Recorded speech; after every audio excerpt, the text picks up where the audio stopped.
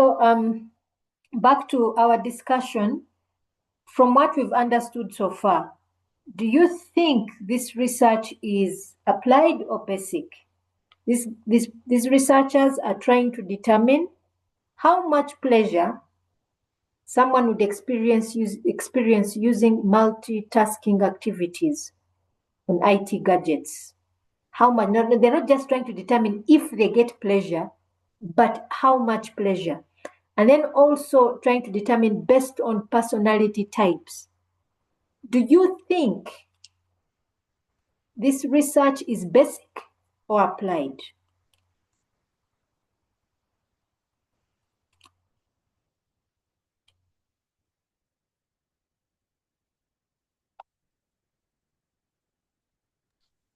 Madam, According to me, Yes, Arafat? Madam, I'll go with applied because when we look at the the research, it's all about a practical issue. It's practical, so I'll go with applied. Okay. How would this knowledge be used in a real life situation? How would it be applied to resolve something or to build on something? The information they find. How would it be applied?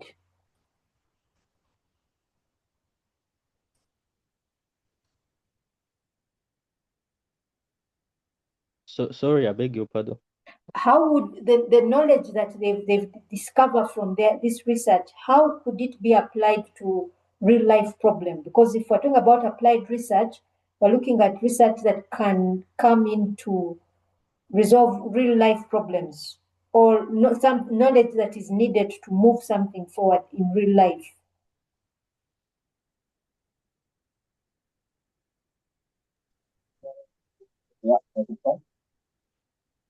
I think the outcomes of the research may be used to maybe reduce unemployment because at a certain extent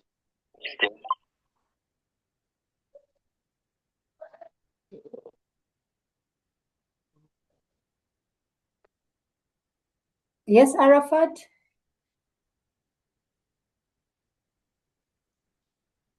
like I was saying, the outcomes of the research can be used maybe to reduce various factors such as unemployment, since people will start working online using IT gadgets. Is that it? Or Moses, you had something to say? yeah, but Sorry, Moses, you're not very clear. Yeah, maybe. Hi, I don't know if it's your speaker or your microphone. Are there any thoughts? Someone else can give us a thought how this knowledge could be applied. Can you hear me now? Yes, now we can. Yes, now we can. All right. So my feedback to that would be basing on the real life problem kind of statement I've actually gotten through the research. This solution would come out in the form of improving the platforms, or for example, if we've been using virtual reality games and we needed to have a touch, people that are using the games would really feel like they want to hold something while playing the game. In so doing, to make it more pleasureful, to make it more enjoyable, developers would go on to make sure they have all build something like a joystick to hold. That's why lately you could see that the virtual reality games, you'll actually feel like you're holding something or you get something to hold, play the game. So I would actually feel like to implement the solutions, or to do away with the problems that they would have gotten with the research, they'll go on to integrate the new solutions within the already working platforms or games or other IT of things devices they will have in place, Yes. just to make the platform more enjoyable. More enjoyable. I think Moses, you've hit the nail on the head on one real life problem that the research actually answers, and that's for marketing purposes for IT artifacts. For IT, the more pleasure one gets, for some things are taken up because they are useful or easy to use, but now more and more IT people are using things that are pleasurable. People want to enjoy as they are using something. Yeah. Look at all the current IT products that are on the market, like the iPhones, iPads, and so on and so forth. They were designed to make you feel good as you're using them. So that's one of the things the research can answer. Two, the other thing it could also answer is look at the way they looked at personality types. Are there people who experience more, enjoy more? Those kind of research results can help identify personality types that are more prone to addiction. Yeah. So we all know that the online world also brings about addiction. So the more pleasure someone experiences, a hedonic experience, because a hedonic experience is not just brought about by drugs and alcohol, it can also be brought about by social media. Some people are addicted to social media and gamings and so on and so forth. So it can also, this kind of research, their results can also pinpoint those people who may be more prone to online addiction. Then also this research can also be used for things like enacting certain laws, like do not text and drive.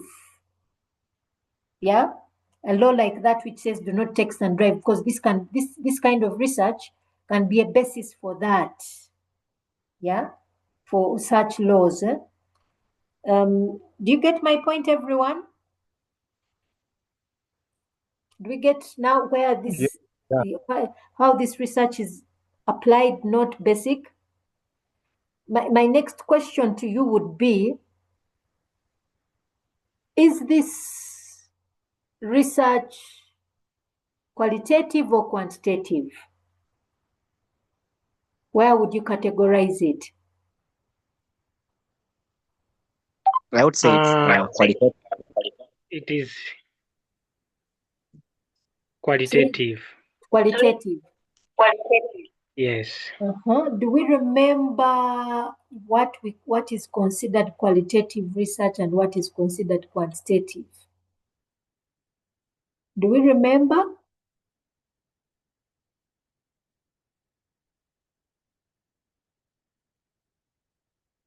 What is considered qualitative? What is considered quantitative?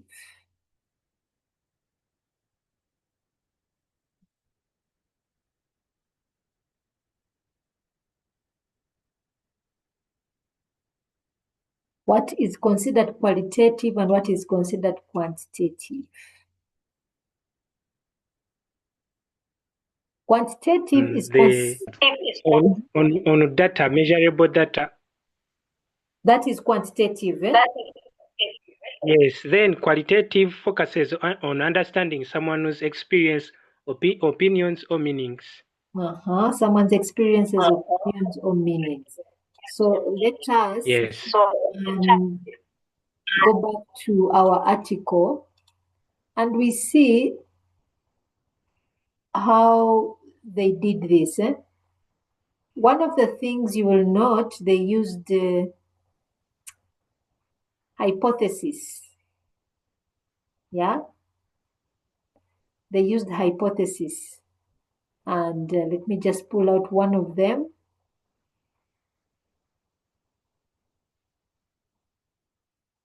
Here's one. IT-related interaction negatively moderates the effect that a multisensory hedonic activity has an emotional valence. So here you have emotional valence feeling of pleasure or not, IT-related interaction negatively moderates the IT-related interaction, which negatively moderates the effect that a multisensory activity has on emotional valence. So those are variables that are being measured. Let's look at the results. Some of those, there are a number of hypotheses they bring out. They said methodology. To test our multisensory experience, we conducted a laboratory experiment that the ethics committee, blah, blah, blah. So it was a laboratory experiment. They were observing and they were looking at people's, the brain activity, what was going on. So not necessarily more focused on someone's experience, but observing the variables that measure. Let us see some of the results they bring out.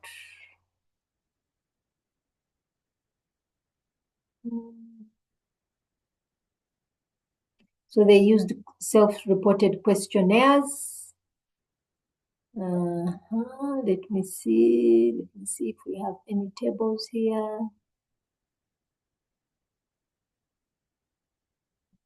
Analysis and results. So here you see they are doing a lot of calculations. Do you see this? Valence, self-reported, arousal, self-reported. So here they are looking at measurements, figures.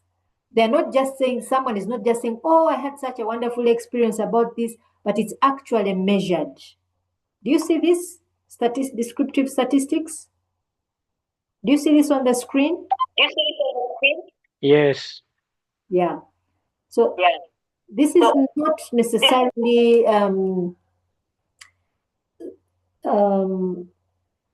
a picture, but figures. They are measuring something quantitative. Yeah. They're actually getting figures. They are not sitting down. Okay, yes, they've shown us pictures of what they did in the lab, but what they used to analyze, they used actual figures, numbers. Yeah, they used actual figures and numbers. Now, briefly, I want to show you a qualitative research where the analysis part, the big difference between them, where it's more of narration.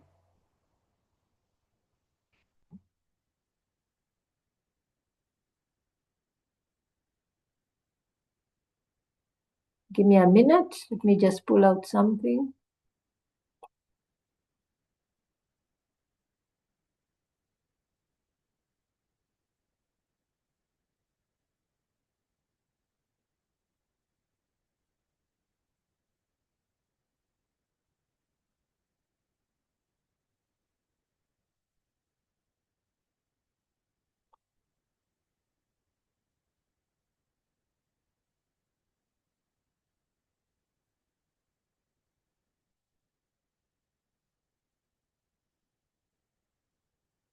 So I'm going to show you an analysis which is qualitative in nature. Do you see this?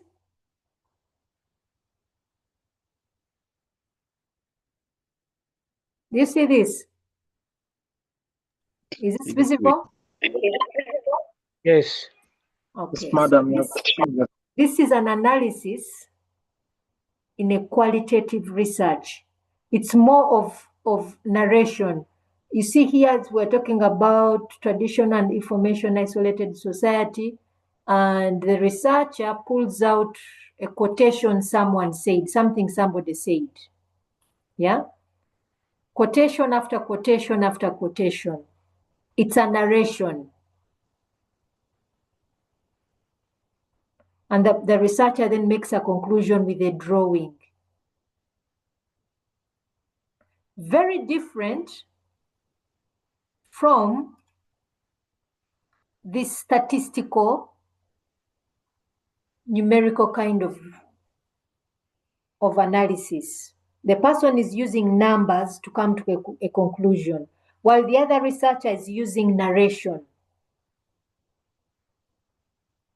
a story. Do you see the difference? Yes. Yes, Doctor. Yeah, that is quantitative. So this research falls more on the quantitative side than on the qualitative side. Do you see the difference? Yes, we do, Doctor. Okay. Now, I have put up your first assignment on Moodle regarding those 4 articles. And the objective is for you to pull out some of these, to be able to identify those concepts. So today we are going to cover research methods, not the research problem, but the assignment is for you to be able to identify the research problem in groups, a research problem, the research method used, and some of the results. Just point out some of the results. So we've already gotten a heads up on on this particular article, but there are other articles there. There's one which is qualitative in nature. There are quite a number of them. I think there are 4 articles. So you'll do this, you'll get to this as your first assignment, group assignment. Is that okay? Yes, madam, it's okay. Okay, so today let's cover research methods, which is a continuation of research concepts that we discussed previously. We had looked at research philosophies previously, then we went on to research approaches. So now we want to look at research methods in the onion that we discussed previously, the different layers of research that we need to be aware of. So in this session, sorry, excuse me, the cold is a bit, the cold weather is starting to catch up with me. So we want to understand the significance of a research method, because this is what gives our research that scientific, brings the science into our research. We want to differentiate between methods and then be able to select appropriate research methods. Then we should be able to understand the difference between a research method and a research tool. Okay? I discussed something about research tools before. So here we have a summary of some research methods. This is not all of them, but these are the ones that I think you will encounter as you're carrying out your research. So the first is experiment. And the article which I pulled out gives you a very good example of experiment or laboratory experiments. Yeah. So as we will go through, you will realize that research methods either fall under qualitative or quantitative. Sometimes some fall and can be used in both. Then you'll also see that some of them either fall under deductive or inductive. Remember the two are these categories. Deductive falls under quantitative and inductive under qualitative. So experiment is the classical form of research. Yeah. The traditional scientists that all of us think about, those seated in the labs with lab coats and so on and so forth. If you just thought about the time of COVID-19, when we're all in lockdown, just think about those scientists who are out there who were actively doing research on the COVID-19 virus, and then the vaccine and the treatments and so on and so forth. Those guys in the white lab coats and so on and so forth. Those are typically those who carry out laboratory experiments. But we have also seen, even in IT research, laboratory experiments are possible. Yeah. In particular, one time I participated in one such an exercise where I actually saw there was a new system that had been established, and they wanted to find out the usability of the system. So they put us in this lab, and then they recorded us as they recorded the screen that as we interacted with this system, just to see how easily we found the functionalities, just and not asking us, but observing us through screen recording, just that. So that's a typical example of a laboratory experiment. So even in IT, this is something that can be done using laboratory experiment. So it begins with the definition of a theoretical hypothesis. So you saw that with multitasking, yeah? They had defined hypothesis statements which were meant to be proved or disproved. There was a selection of sample individuals from the population. Then allocation of samples to different experimental conditions. Introduction of planned change of variables, and so on and so forth. So that article gives you a perfect example of an experiment or laboratory experiment research method. So the experiment is a kind of puzzle solving. You have two groups normally. Sometimes you have two groups, the experimental and the control group. Then you can have 4 puzzles during each of the 3 sessions. Each experimental group paid $1 per puzzle solved. Yeah, so it's just an example. Where here I can give an example also of a laboratory experiment that was done on the farm here, where I am, the tea farm where I am, where there was an NGO that was trying to determine a new method for applying fertilizer to a tea garden, a new and improved method. So they got one group, which was the experimental one, where they applied the new method, and then the control group, where they applied the traditional method. So the experimental, the new method was just to test to see, does it retain fertility longer than the one which uses the traditional method? Yeah? So you have the experimental one, where the new method is applied, then the control one, which has the traditional method of application. Do you have any questions so far?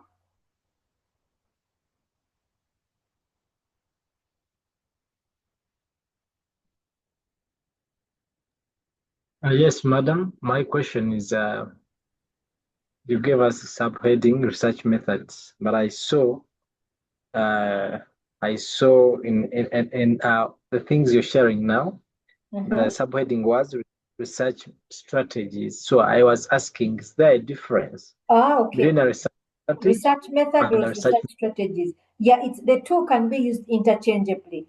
But because usually the overall subject of the course unit is research methods, it may be mistaken that what exactly are research methods. So, but the two can be used interchangeably, research methods or research strategies. Thank you, madam. You're welcome. So we continue with our research strategies or methods. We have the second one, which is case study. So most of you have heard of case study, I'm sure. Not so? Yes. Yeah, so case study is the most common research method. And this one, an experiment, falls under quantitative or deductive approach, while case study normally falls under qualitative. This is a situation we normally use a case study approach when we want to study a phenomena within a real life context. So what do we mean? When we are studying, now take the example of the multitasking. These people who are the researchers got a group of people, put them in a lab and began to observe them as they did something. That is an unnatural context. Would you not say so? If if let's say, how many of you, both boys and girls, enjoy gaming? How many of you guys enjoy gaming? It's a Me, I hobby. Let's enjoy say it's a number of you, right? Yeah. So now imagine the way you play a game while you're in your room, and if you are being observed, there would be an obvious difference, not so?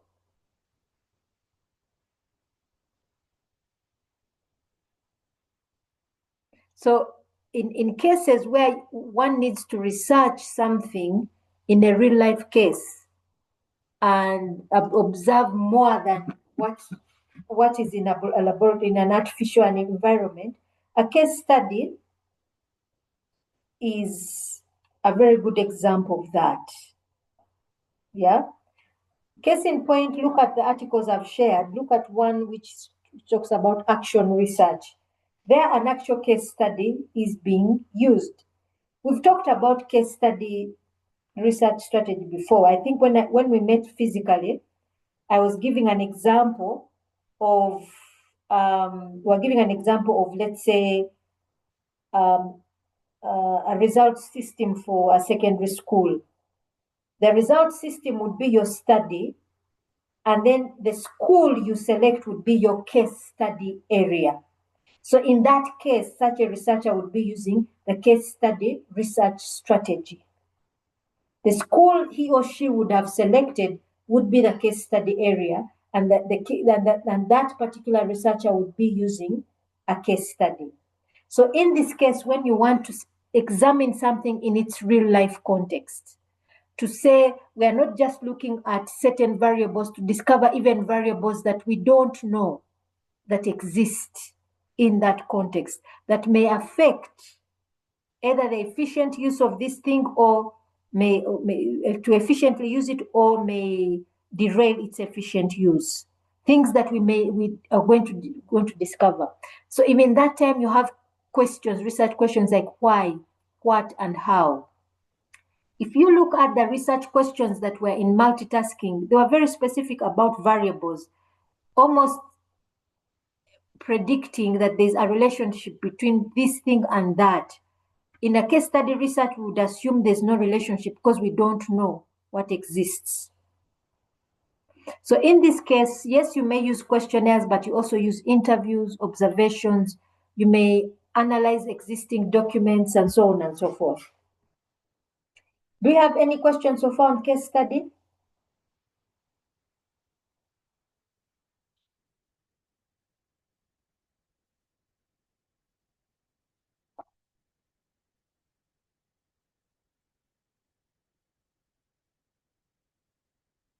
It is clear, it is clear, Doctor. Okay. So our third one is grounded theory. Now, this we shall hardly ever use, especially at undergraduate level, even at master's level. So this one is mostly for theory development. So it takes a series of observations, and then for one to come up with predictions.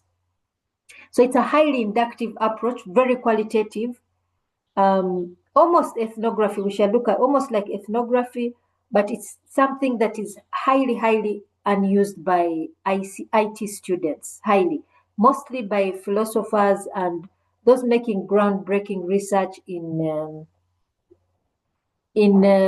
science. Take an example. You've all heard of Darwin's theory of evolution. Have you heard of Darwin's theory of evolution? Yes. Yes. So that would be an example of such kind of research that has come from grounded theory. The fourth is ethnography. So ethnography also is inductive in nature or qualitative in nature. It normally comes from normally used by those in the field of anthropology. Do we know what the field of anthropology is?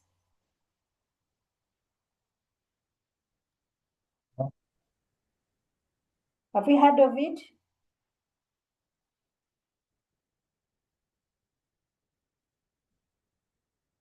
The field of anthropology. No, madam. Can anyone just Google it quickly?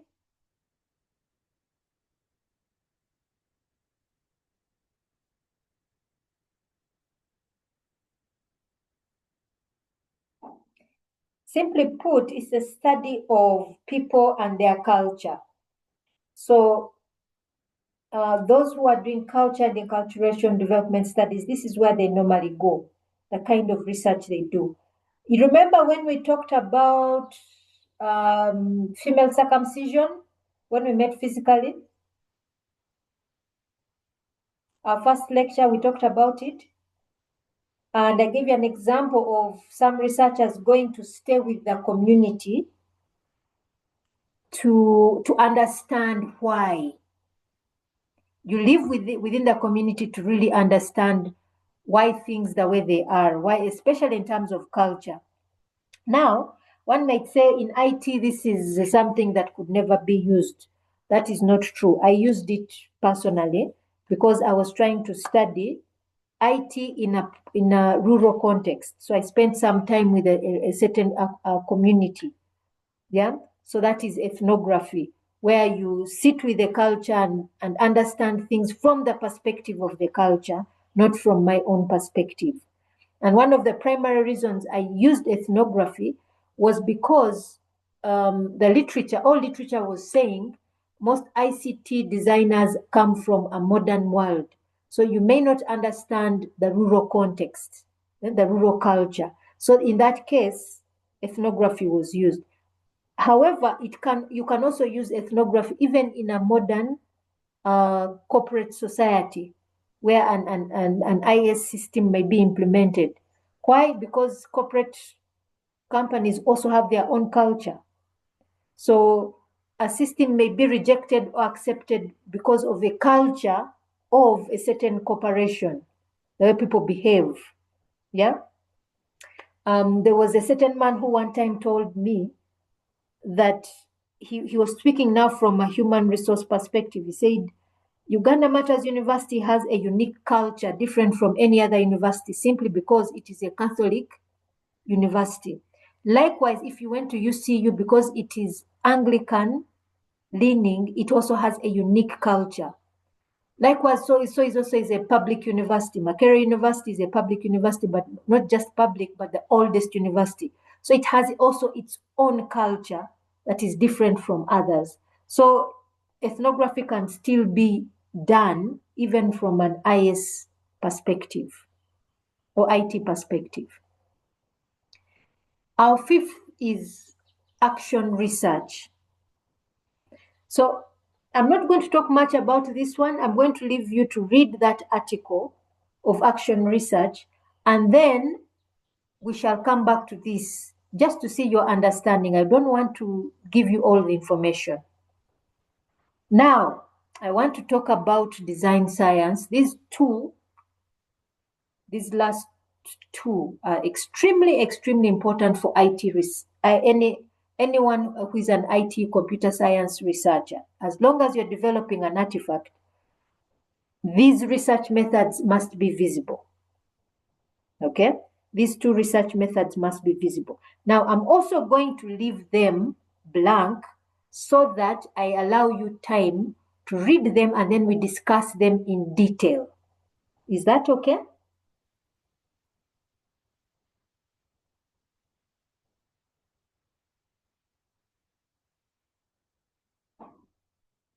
Is that okay? Is it okay if I leave them and we discuss them in detail? Madam, please. It's okay? It is okay. Okay. So after the research methods, we come to the innermost part of our onion. Remember this onion? We looked at it the last time we met. Yeah? So this cross-section longitudinal, I want to look at those. I'll look at these two, these ones in the inner circle. These are our research tools. So depending on which research method you select, yeah, you may have questionnaires in your experiment. You may have questionnaires in the survey. You may have questionnaires in a case study. You may have interviews in a case study. You may have observation in a case study, and so on and so forth. These are your research tools. They are not the research method. So the first thing that must be prominent as you're writing your chapter 3, research methods, should be these research methods, this layer. This is the most important. Okay? Then within the research method, you select your particular data collection method. You can combine research methods. For example, case study can go with design science. Experiment can go with survey. Case study can go with ethnography. Case study can go with action research. Okay? You can combine research methods. Do we have any questions so far?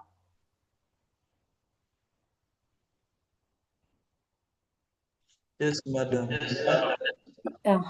Please, your question. What criteria do you use when adding those? Sorry? What criteria do you use when adding the strategies? What criteria do we use? Again, we shall begin this discussion on research problem. Once we have identified our research problem, how do we select appropriately our research method? It begins with our research problem, why the research problem tells me what is my approach. Do I have a why question? Or do I have, what other question would that be? Let's look at, let me just look at, just pull out one of the research questions.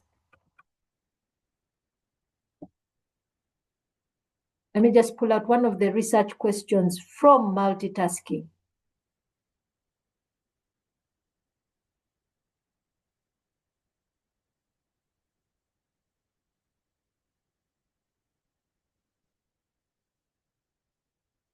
Okay, we are back to, let's look at the research question, which points out the research problem. Here they have actually 2 research questions.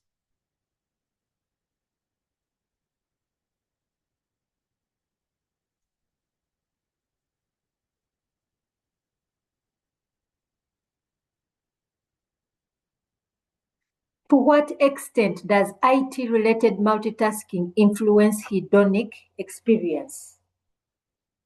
To what extent? They are not asking, is there an effect? They are saying, to what extent? They're not saying, what affects?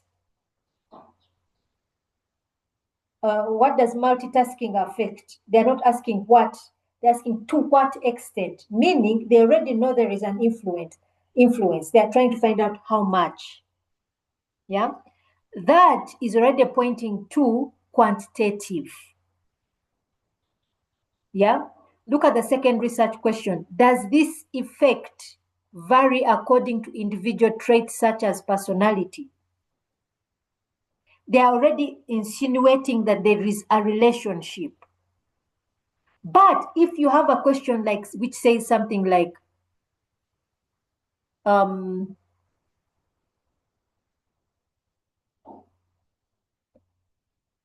what affects the adoption of an IS system in a secondary school in Uganda? Look at the difference. What affects? That question is exploratory in nature, meaning we don't know what affects. We want to find out. The difference is this question. Look at this question. It says, to what extent? They are saying they already know. They just want to measure how much. To what extent? This one is not exploratory in nature. It's analytical in nature.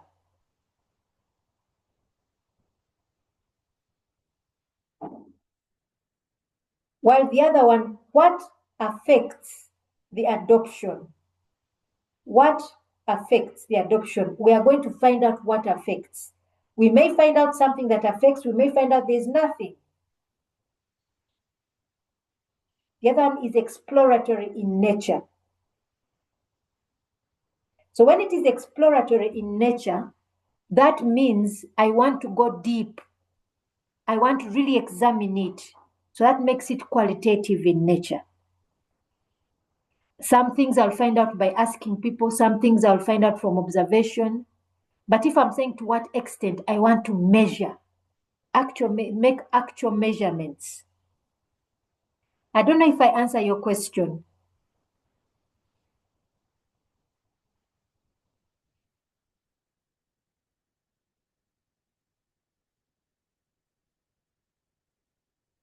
Who asked that question?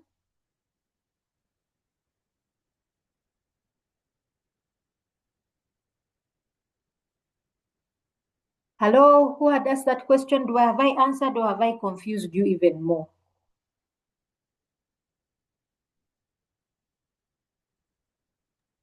You have not confused, but it is just tricky. We just need to have an understanding of how best we can approach the question, because usually the approach is the problem. Yes. Yeah. Now that you've explained, I can easily relate according to what you've said. Okay. So we are going to touch on the topic of research problem and then research questions and hypothesis. When we do that, we shall actually go through the process of then determining what could you use in this situation. This will be our next topic. Is that okay? Excuse me, madam. Yes, please, Nicholas. As you were talking, because you mentioned about the research tools, yes, and also the research methods, but there is that other method where I mentioned about, is it anthropology kind of? Is it ethnography, something of that sort? Yes. I'm just wondering how you can use that method, because it is basically focusing on, by definition, because it's like it is a scientific study of humanity and examining human biology. No, ethnography. So I'm just wondering, how can that be a method? Ethnography is not biology. You're studying somebody's culture. Human beings and their culture. So let us say, I want to study the culture of, I want to understand, maybe I want to understand marriage in the culture of the Baganda. Being that I'm Mtoro, and maybe that I'm even a single, I'm not married, just coming to ask you questions may not be enough. Maybe I want to go and stay amongst the Baganda for some time. Maybe for some 6 months, as maybe they are preparing for a marriage. I spend time with the bride. I spend time with the singer, with the mother of the girl, the father. I observe them, and the interactions and this and that, and we talk, and it's really spending time staying with the people to understand why did this. Let's say I go to Cice's home. I stay with them for 6 months. I sit with Cice, find out how she picked this man, find out the role of the singer, how did the singer, what influenced the singer to support, or what things like that. I really spend time with them to really, really understand the meanings behind the cultural decisions. And just giving a questionnaire would not have been enough. Spending just a day with them on the day, let's say, of the introduction would not be enough. It would be just me seeing the nice pictures, but not seeing the reasoning behind. That is ethnography. Yeah. Have you understood that one? Yes, madam. Okay. Sise, you had a question, a comment?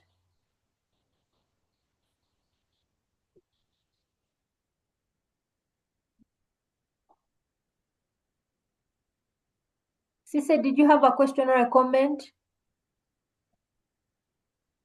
No, madam. Okay. So with that, can we move to our first assignment? Is it okay?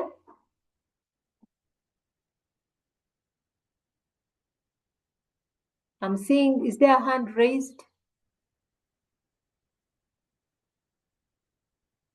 No? I don't think so. Can we, is it okay for us to move to our first assignment?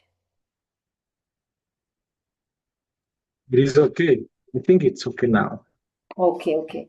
So formulate groups. Please pass on the group names to me so that I can input them in Moodle.